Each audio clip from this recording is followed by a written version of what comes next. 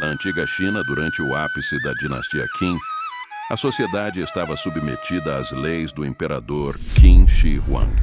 Uma delas ditava que, para ser considerada adulta, uma pessoa precisava ser tão alta quanto o próprio imperador, que tinha apenas 1,5 metro de altura quando tinha 22 anos de idade. Então ele supostamente acreditava que seus súditos só poderiam ser definidos como adultos quando crescessem mais do que ele. Tudo isso se deve ao fato dos registros de pessoas serem incompletos ou inexistentes na época, portanto, homens com menos de 1,5 metro e mulheres com menos de 1,43 metro de altura não poderiam ser condenados por crimes, já que era difícil verificar com exatidão seus registros de identidade. Isso levou muitos homens de estatura mais baixa e com a aparência mais jovem a cometerem crimes e ficarem impunes. Em contrapartida, os que tinham altura, ou seja, considerados adultos, era vital que também mantivessem suas emoções sob controle, pois a segunda lei proibia os homens de chorar, considerando tal demonstração um sinal de fraqueza. E as punições eram de certa forma severas. Qualquer homem flagrado chorando tinha sua barba e sobrancelhas raspadas como punição. Isso era um sinal de vergonha, uma desonra para a família na época. Era como se tivesse amputado um membro do seu corpo. Seria motivo de chacota perante a todos os moradores de sua vila ou província.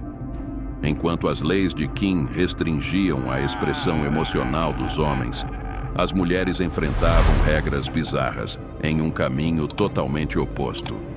O Império Qin deu continuidade a um dos costumes mais estranhos da história, o ritual do choro. Esse nem era tanto uma lei, embora muitas províncias a tinham como lei, mas na realidade era uma tradição realizada muito antes da Era Qin, onde próximo à data do casamento todas as noivas eram obrigadas a chorar durante 1 hora todos os dias, por um período de 30 dias.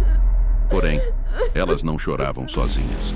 Após a primeira semana, a mãe da noiva ficaria a seu lado, derramando lágrimas de afeto e preocupação. Na semana seguinte, a avó se juntaria a elas para chorar também, solidificando o elo de gerações no choro. Finalmente, irmãs e tias, se a noiva as tivessem, participavam do ritual nos últimos dias restantes. Era uma demonstração necessária de afeto e conexão entre a noiva, sua família e seu passado. A não realização da tradição, a noiva era tratada como mal educada pelos vizinhos. A jovem poderia ser até espancada pela mãe e, em muitos casos, o casamento poderia ser até cancelado.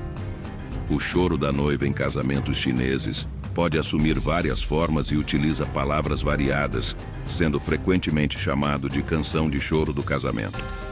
Este canto, muitas vezes exagerado, visava criar uma atmosfera festiva e contribuir para a alegria do casamento. Em resumo, o choro da noiva é uma tradição que utiliza palavras aparentemente tristes para celebrar a felicidade do casamento. No entanto, vale destacar que em tempos antigos na China, especialmente nos casamentos arranjados, muitas noivas choravam de verdade, devido aos noivos que lhe eram escolhidos, tendo elas uma perspectiva de uma vida miserável. Essa prática revela uma faceta mais sombria das tradições matrimoniais chinesas, onde nem todos os casamentos eram igualmente felizes.